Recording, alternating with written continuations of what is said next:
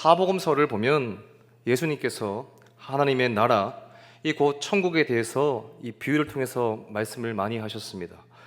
오늘 우리가 함께 읽은 본문도 그 가운데 하나죠. 이 비유는 이 세상의 원리, 세상 나라의 원리와는 전혀 다른 이 천국의 원리를 보여주는 오늘 포도원 품꾼의 비유입니다. 예수님은 이 비유를 통해서 하나님의 일꾼으로 부름받은 우리가 이 세상 속에서 어떤 마음과 자세를 가지고 살아가야 하는지를 가르쳐 주고 계십니다. 하나님께서는 지금도 자신의 나라를 위해서 일할 일꾼들을 부르고 계십니다. 우리 본문 1절 말씀을 다시 한번 읽어볼까요? 우리 다시 한번 읽어보겠습니다. 시작. 천국은 마치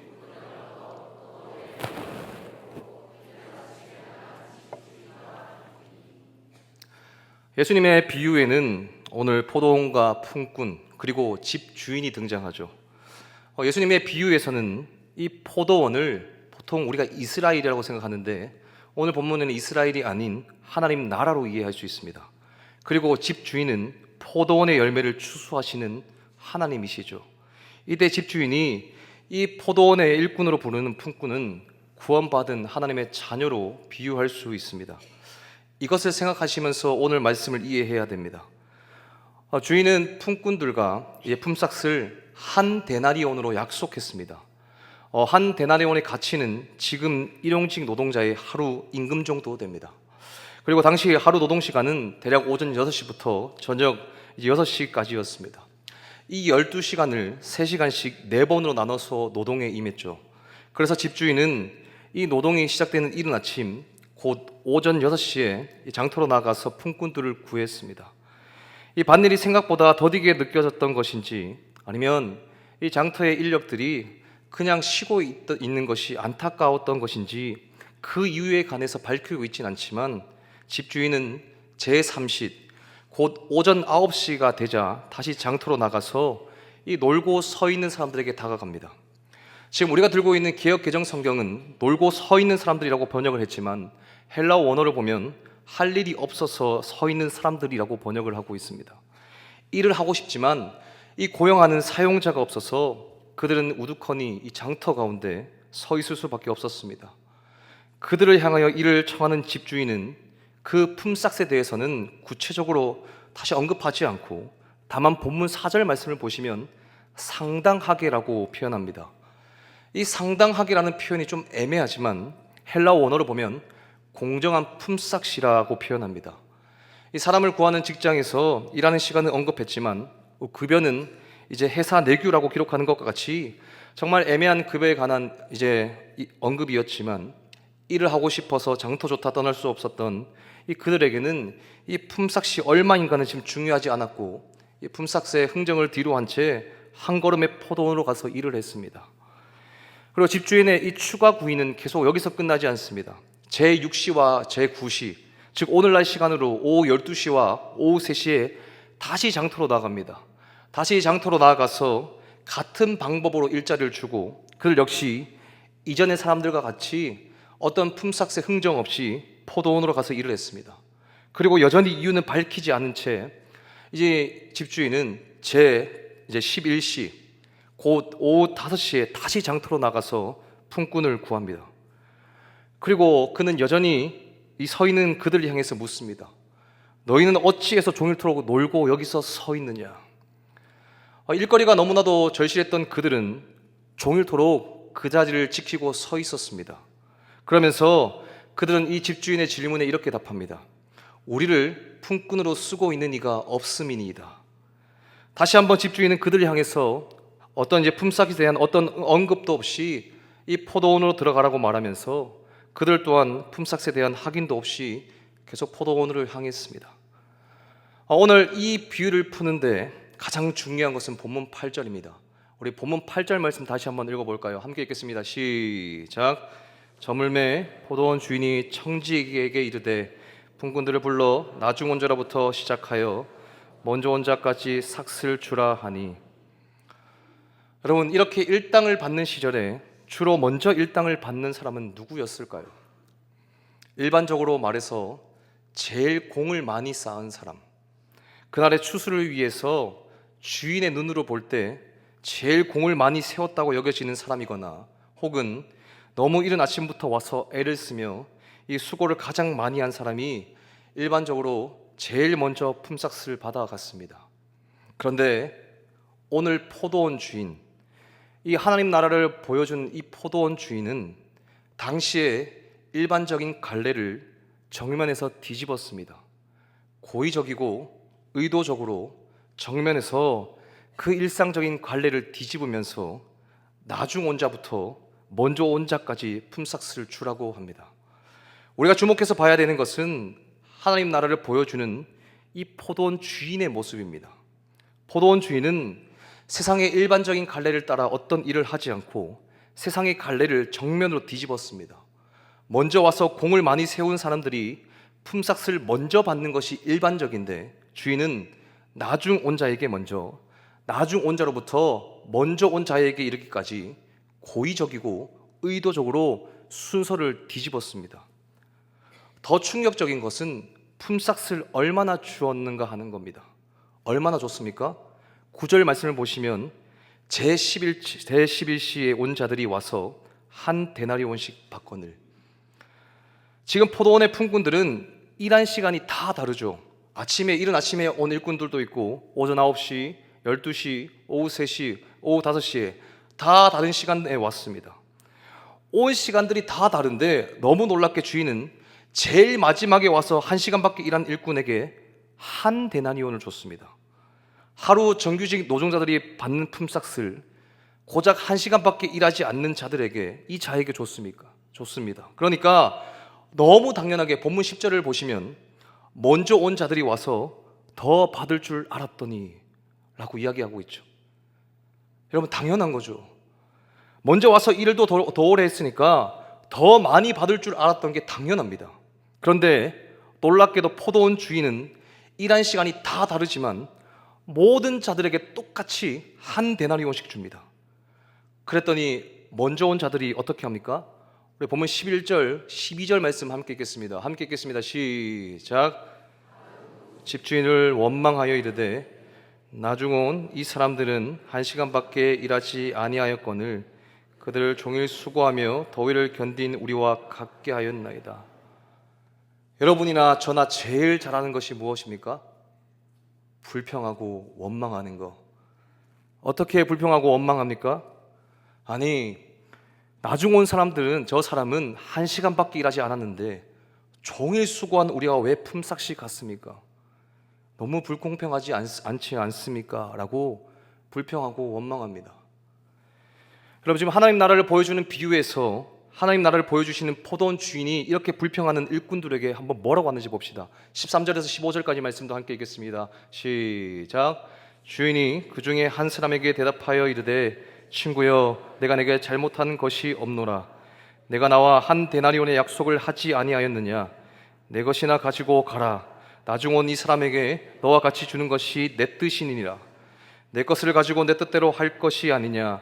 내가 선함으로 내가 악하게 보느냐? 여러분, 13절부터 15절까지 말씀을 쭉 읽고 나니까 어떤 느낌이 드십니까? 아니, 지금 내 것을 가지고 내 마음대로 하는데 네가 무슨 상관이냐 하는 그런 느낌 들지 않습니까? 지금 그런 느낌이 들어야 정상적이고 바로 따라오고 있으신 겁니다. 여러분, 이 말씀을 읽으면서 낯설고 불편하지 않습니까? 선뜻 잘 받아들여지지 않는 부분 아닙니까? 그런데 저는 오늘 이것이 비유의 핵심이라고 생각합니다. 왜 그럴까요? 오늘 본문은 하나님 나라를 보여주고 있기 때문이죠. 즉, 하나님 나라는 여러분과 제가 어떤 익숙한 개념과는 다르다는 겁니다. 여러분과 제가 익숙한 것은 무엇입니까? 일을 많이 하면 그만큼의 보수를 받는 것이 당연한 것이죠. 그것이 당연한 것인데 우리에게 하나님 나라를 보여주는 이 주인은 놀랍게도 먼저 온 사람이 아닌 나중 온 사람에게 품삯을 주고 일한 시간이 다 다른데도 나중 온 사람과 먼저 온 사람에게 똑같이 품삯을 줍니다. 우리가 익숙해져 있는 그 질서와 우리의 익숙해져 있는 가치를 약간은 낯설고 불편하게 만드는 이 주인의 행동과 행함 안에는 하나님 나라의 속성, 우리가 익숙하게 몸담아 살아가는 그 세상과 전혀 다른 하나님 나라의 속성이 묻어 있기 때문에 불편하고 익숙하지 않은 낯섦이 지금 우리에게 있는 겁니다. 그게 뭡니까? 그게 오늘 이 비유의 핵심이겠죠. 여러분, 지금 일꾼들이 불평하고 원망하고 있습니다. 그런데 자세히 보시면 불평하는 일꾼들 중에 받아야 할 정당한 몫을 받지 못한 일꾼들이 있습니까? 없습니까? 없습니다.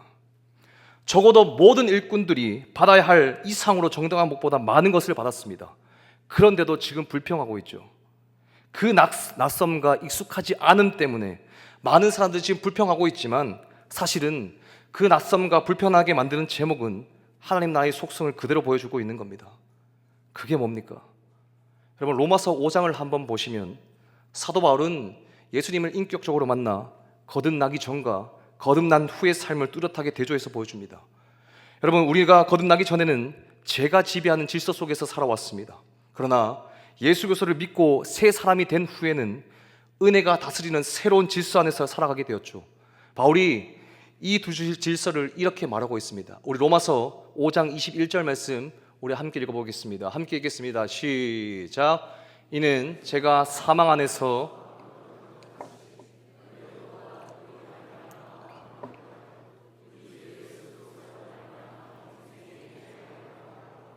아멘. 여러분과 제가 거듭나기 전에, 우리가 예수님을 인격적으로 만나기 전에 우리가 살았던 삶의 방식은 죄가 사망 안에서 왕노릇하던 질서였습니다.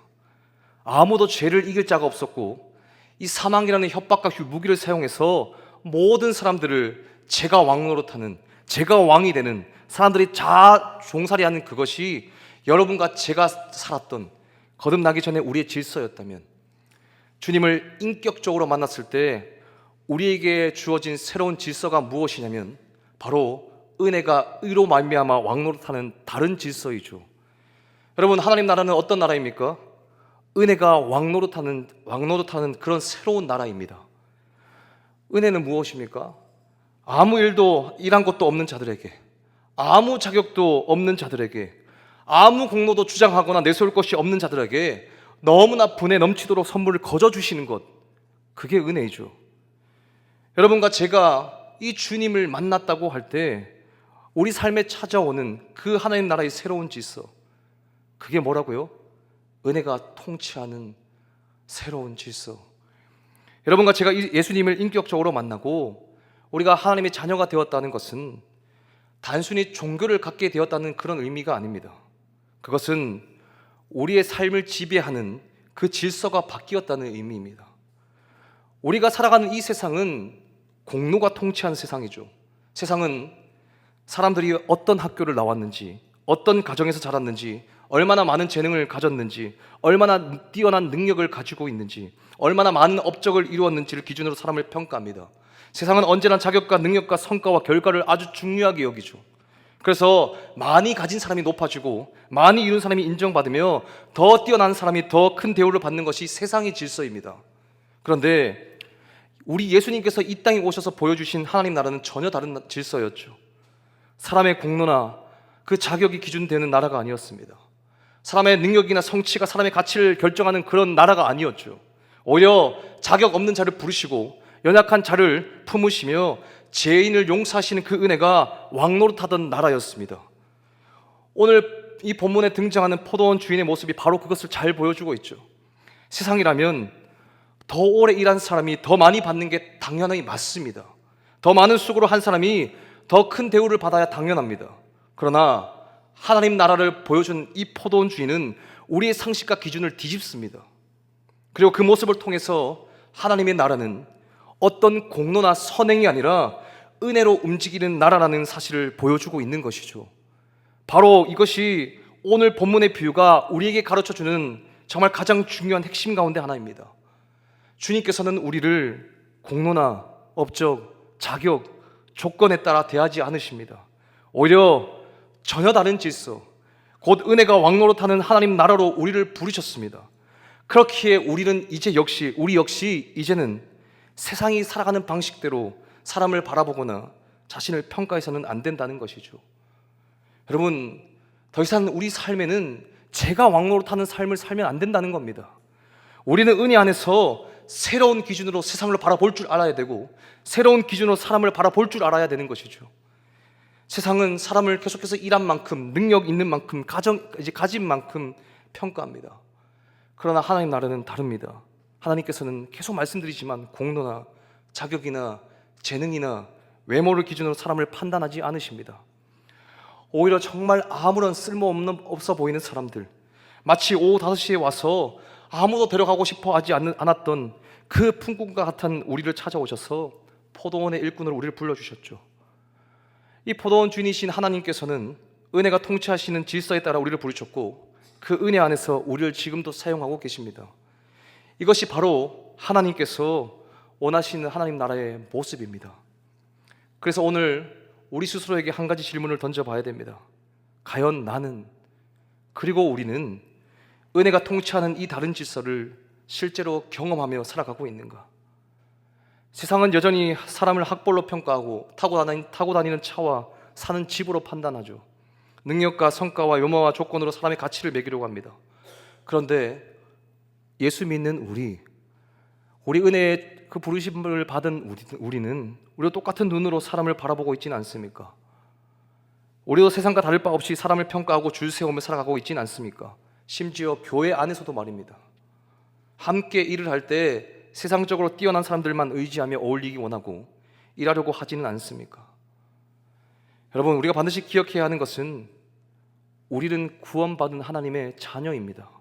하나님의 새로운 통치와 새로운 질서를 세상 가운데 드러내고 전해야 하는 그런 사람들이죠. 그렇다면 우리는 은혜가 통치하는 이 다른 질서를 만난 사람답게 살아가고 있는지를 돌아봐야 합니다. 비록 우리의 몸은, 이 육체는 이 땅에 몸을 담고 살아가고 있지만 우리의 삶의 기준은 이 세상과는 달라져야 하죠. 은혜가 다스리는 나라의 백성답게 살아가는 것이 무엇인지를 알고, 또 그렇게 살아가고 있는지를 끊임없이 우리는 점검할 필요가 있습니다. 여러분, 오늘 본문에서 품꾼들이 그렇게 불평했는데 아무도 손해본 사람은 없었죠. 그러면 누가 손해봤습니까? 모든 사람이 받아야 할 것 이상을 다 받았는데 도대체 그런 일이 가능한 이유가 무엇입니까? 누가 손해봤습니까? 주인이 손해봤습니다. 주인이 자신의 것을 아낌없이 베풀었습니다. 하나님 나라는 포도원 주인과 같은데 주인이 제일 많이 희생하시고 주인이 자신의 것을 아낌없이 베푸셨습니다. 하나님께서 한 분밖에 없는 아들 예수님을 십자가에 달아 죽이심으로 아무런 가치 없는 여러분과 저 같은 종들과 이란 것이 없는 자들과 허물투성이와 연약함 투성이인 자를 위해서 아들 그 예수님의 생명으로 우리를 살려 놓으셨죠. 이란 것이 없는 여러분과 제가 오랜 시간 수고한 사람들에게나 합당한 품삯을 받게 된 것은 우리 예수님께서 자신의 생명까지도 아끼지 않으시고 가장 큰 희생값을 치르셨기 때문입니다. 주인이신 하나님께서 그 대가를 온전히 지불하시고 아들 하나님께서 죽으심으로 우리와 같이 아무 자격 없는 사람들이 우리에게는 전혀 합당하지 않은 은혜라는 크고 놀라운 선물을 우리가 누리게 되었죠. 이것이 바로 자격 없는 자들이 하나님의 은혜를 풍성히 누리는 하나님 나라의 특징입니다. 그렇기 때문에 본문 마지막 절은 이렇게 말씀합니다. 우리 본문 마지막 절 16절 말씀 함께 읽겠습니다. 시작. 이와 같이 나중된 자로서 먼저 되고 먼저 된 자로서 나중되리라. 우리의 표현으로 쉽게 바꾸면 많은 꼴찌들이 첫째가 되고 많은 첫째들이 이제 꼴찌가 되는 겁니다. 그러면 우리가 첫째 같은 꼴찌인지 꼴찌 같은 첫째인지 어떻게 알 수 있습니까? 우리 마음 중심을 보면 알 수 있습니다. 은혜를 아는 사람은 어떻게 합니까? 자기가 일한 것을 근거로 해서 내가 몇 시간이나 일했는데, 내가 얼마나 수고와 더위를 견뎌가면서 일을 했는데 그렇게 말하지 않을 겁니다. 나 같은 사람에게 주인이 베푼 은혜와 내가 그런 은혜를 받기 위해서 주인이 지불한 대가의 그 지불, 가장 많이 수고하고 가장 많이 희생하신 그 주인의 귀한 은혜를 기억하면서 은혜에 빚진 그 그 마음을 가지게 될 겁니다. 그저 감사하고 그저 죄송한 마음으로 살 수밖에 없을 겁니다. 그렇게 살았던 대표적인 인물이 우리가 너무나 닮고 싶어하는 사도 바울입니다. 우리 에베소서 3장 8절 말씀 우리 함께 읽겠습니다. 함께 읽겠습니다. 시작.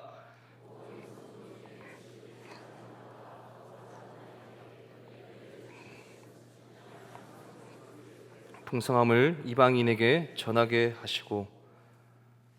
사도 바울이 뭐라고 합니까? 모든 성도 중에 지극히 작은 자보다 더 작은 나. 심지어 디모데전서를 보면 자신을 죄인 중에 괴수라고 말하죠. 그러면 이것은 단순히 사도 바울이 겸손해서 한 말이 아닙니다. 정말 하나님 나라는 정말 독특하게 시간이 흐르면 흐를수록 우리의 보는 눈을 다르게 만들어 줍니다. 사도 바울은 이전에는 사도들과 자신을 비교했는데 세월이 좀 흐르고 나가니까 성도들 중에 가장 작은 성도와 이 자신을 비교하면서 더 못나고 더 부족한 자신을 보게 되는 것이죠. 여러분, 은혜가 통치하는 새로운 질서가 무엇인지 아는 사람은 그저 겸손해지는 정도가 아니라 내가 좀 하나님의 은혜를 아니까, 하나님의 은혜가 갈수록 내 삶에서 깊어져 가니까 그 은혜의 감격 때문에 자기에 대하여 일한 것과 수고에 대해 말할 거리가 없는 것이죠. 누가 알아주지 않아도 괜찮다는 거예요. 왜요? 하나님의 은혜로 여기까지 온 것이기 때문에요. 다른 사람과 비교하며 살지 않습니다. 다른 사람을 어떻다 비교하면서 어떻다 말하지 않아요. 그저 하나님 그 은혜에 감사하면서 더 부족하고 못난 나를 다시 한번 바라보면서 정말 그 성화의 걸음을 걷겠다고 다짐하며 그 길을 묵묵히 걸어가는 거죠. 이것이 하나님 나라의 질서, 은혜가 통치하는 새로운 질서입니다. 그렇다면 정말 우리는 어떻게 걸어가야 되겠습니까? 우리는 무엇을 해야 될까요? 먼저는 무능하고 연약한 나를 위해서 그 하나님께서 베풀어 주신 그 한량없는 은혜에 감사하며 살아가야죠. 그래서 우리의 삶의 고백이 끝까지 감사해야 하는 겁니다. 하나님 내게 주신 은혜를 바라볼 때 감사가 나오죠. 그런데 자꾸 다른 사람들을 바라보기 시작하면 불평이 나옵니다. 왜 저 사람은 저렇게 될까? 왜 저 사람은 나보다 더 인정받을까? 왜 저 사람은 나보다 더 많은 복을 누리고 있을까? 그런 생각이 들기 시작하면 우리의 시선은 하나님이 아니라 어떻게 됩니까? 사람을 향하게 되죠. 하나님 나라의 백성은 비교로 살아가는 사람이 아니라 은혜를 기억하며 감사로 살아가는 사람임을 우린 반드시 기억해야 합니다. 또한 우리는 사람을, 우리 옆에 있는 성도를, 많은 사람들을 세상의 기준이 아니라 은혜의 눈으로 바라볼 줄 알아야 됩니다. 세상은 사람을 끊임없이 앞에서도 말씀드렸지만 평가합니다. 어느 학교를 나왔는지, 얼마나 성공했는지, 얼마나 능력이 있는지, 얼마나 많은 것을 가지고 있는지로 사람을 판단하고 평가하죠. 그러나 우리 예수님, 그 하나님은 그렇게 하지 않으셨습니다. 하나님은 죄인이었던 우리를 사랑하셨고 아무 자격 없는 우리를 부르셨고 아무 공로 없는 우리를 하나님의 자녀로 삼아주셨어요. 그렇다면 우리 또한 사람을 볼 때 외모와 조건과 능력과 성과로 판단하는 것이 아니라 하나님의 형상대로 지음받은 존재로 바라볼 줄 알아야 되죠. 은혜를 받는 사람은, 은혜를 누릴 줄 아는 사람, 즉 누리고 있는 사람은 다른 사람에게도 그 은혜를 베풀게 되어 있습니다. 그리고 정말 중요한 거, 우리의 공로, 나의 공로를 자랑하지 말고 받은 은혜를 자랑하면서 살아가야 합니다. 여러분, 하나님 나라에서는 누구도 자랑할 수 없습니다. 왜냐하면 우리 모두가 오후 5시에 부름받은 사람과 같기 때문이죠. 여러분, 우리가 받은 구원은 우리 노력의 결과가 아니라는 겁니다. 우리가 뭔가 잘하면 구원받는다고 생각하는데 아니라는 거예요.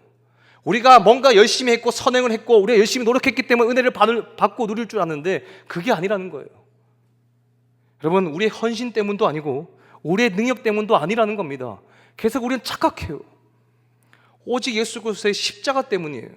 하나님의 크신 그 은혜 때문이라는 거예요. 우리가 지금도 이 자리에 앉아서 예배드릴 수 있는 거, 우리가 기도할 수 있는 거, 우리가 봉사하고 사역을 할 수 있는 모든 것들이 하나님의 은혜 때문이라는 거죠. 결코 우리 선행이나 우리 공로나 우리 이 자리에 앉아서 뭔가를 해서가 아니라는 겁니다. 그래서 성도는 내가 이렇게 했다를 말하는 사람이 아니라 하나님이 나에게 이렇게 은혜를 베푸셨다를 말하는 사람이어야 한다는 거죠. 은혜를 아는 사람은 높아질수록 더 낮아지고 많이 받을수록 더 감사하며 오래 신앙생활을 할수록 더 겸손해집니다. 왜냐하면 지금 지금의 내가 된 것은 모두 하나님의 은혜 때문임을 알기 때문이죠. 사랑하는 여러분, 우리는 여전히 공로와 자격이 중요하게 여겨지는 세상을 살아가고 있습니다. 그러나 우리는 그 세상의 질서를 따라 살아가는 삶이 아니라 은혜가 통치하는 하나님의 백성이라는 것을 기억해야 합니다. 여러분, 세상 것 이 교회 안에 들고 오지 말고, 여러분, 언제나 우리는 은혜로 살아가는 사람임을 우리 다음 세대들에게 우리가 잘 물려줘야 되지 않겠습니까? 이제는 제가 사망 안에서 왕노릇하는 그 삶에서 벗어나 은혜가 통치하는 새로운 질서를 따라가는 이 귀한 삶을 살아갔으면 좋겠습니다. 정말 우리를 은혜로 부르신 하나님, 앞으로도 이 계속해서 은혜를 누리며 은혜를 계속해서 흘려보내는 그런 자로 쓰임받는 우리 모두가 되었으면 좋겠습니다. 말씀을 맺습니다. 여러분, 오늘 본문은 누가 보아도 불공평하게 보일 수 있습니다. 먼저 와서 일한 사람과 늦게 온 사람이 같은 품삯을 받았기 때문이죠. 우리의 상식으로, 우리의 생각으로는 먼저 온 사람이 더 많이 받아야 맞습니다. 그래서 먼저 온 품꾼들의 불평이 우리의 마음처럼 느껴질 수 있죠. 그러나 예수님은 이 비유를 통해서 세상의 원리가 아니라 하나님 나라의 원리를 보여주십니다. 세상은 여전히 공로와 선행과 뭔가 자격을 따르시고 능력을 따지지만 하나님 나라는 은혜가 통치하는 나라라는 거죠. 사실 우리 모두는 무엇인가 되는 것 줄 알고 착각하고 있지만 오후 5시에 부름받은 품꾼과 똑같습니다. 하나님 앞에 내세울 것도 자랑할 것도 없는 사람들이었죠. 그런데 하나님께서 먼저 우리를 찾아오시고 부르시고 사랑해 주셨습니다. 우리가 하나님께 나아갈 수 있었던 것도 전적인 하나님의 은혜 때문이라는 거예요. 여러분, 정말 이걸 기억해야 돼요. 우리는 오직 하나님의 은혜 때문에 여기에 있고 앞으로 은혜로만 살아갈 수 있다는 거죠. 여러분, 우리 은혜 붙잡읍시다. 그러므로 성도는 다시 한번 말씀드리지만 자신의 공로를 자랑하지 않습니다. 내가 얼마나 했는가 보다 하나님께서 나 같은 사람을 불러주셨다는 사실에 감사하는 사람입니다. 은혜를 아는 사람은 비교보다는 감사를, 원망보다 찬양을, 교만보다는 겸손을 선택하겠죠. 사랑하는 여러분, 세상의 기준이 우리의 기준이 되지 않기를 바랍니다. 사람들이 그 어떤 평가보다 하나님의 말씀을 붙들고 우리를 먼저 사랑하시고 은혜로 불러주신 그 하나님의 은혜를 기억하며 살아가시길 바랍니다. 오늘도 내일도 우리 하나님 앞에, 그 심판대 앞에 서는 그날까지 오직 은혜 붙들고 살아가는 저와 우리 모두가 되기를 간절히 소망합니다.